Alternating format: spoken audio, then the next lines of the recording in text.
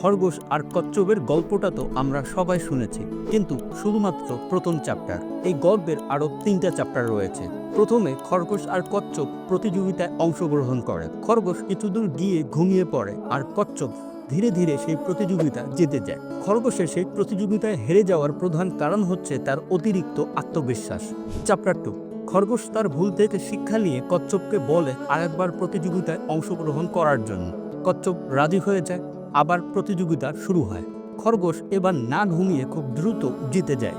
Chapter 3, এবার কচ্ছপ খরগোশকে বলে আরেকবার প্রতিযোগিতায় অংশগ্রহণ করার জন্য।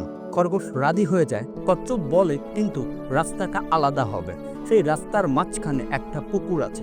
খরগোশ আর কচ্ছপ প্রতিযোগিতা শুরু করে। খরগোশ খুব দ্রুত দৌড়ায়, কিছু দূর গিয়ে দেখে সামনে পুকুর। খরগোশ দাঁড়িয়ে যায়।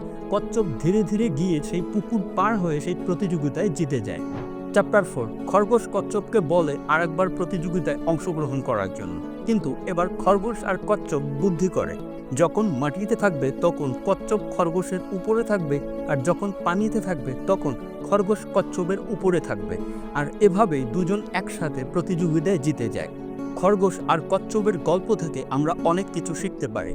চ্যাপ্টার 1 থেকে আমরা শিখতে পারি অতিরিক্ত আত্মবিশ্বাস আমাদের পরাজয়ের কারণ হতে পারে। চ্যাপ্টার 2 থেকে আমরা শিখতে পারি নিজের ভুল থেকে শিক্ষা নিয়ে সেটাকে পরিবর্তন করে জিতে যাওয়া যায়। চ্যাপ্টার 3 থেকে আমরা শিখতে পারি নিজের স্ট্রেংথ অনুযায়ী প্রতিযোগিতায় অংশগ্রহণ করা উচিত। মানে হচ্ছে নিজের দক্ষতা আর শক্তির উপর ভিত্তি করে প্রতিযোগিতায় অংশগ্রহণ করা।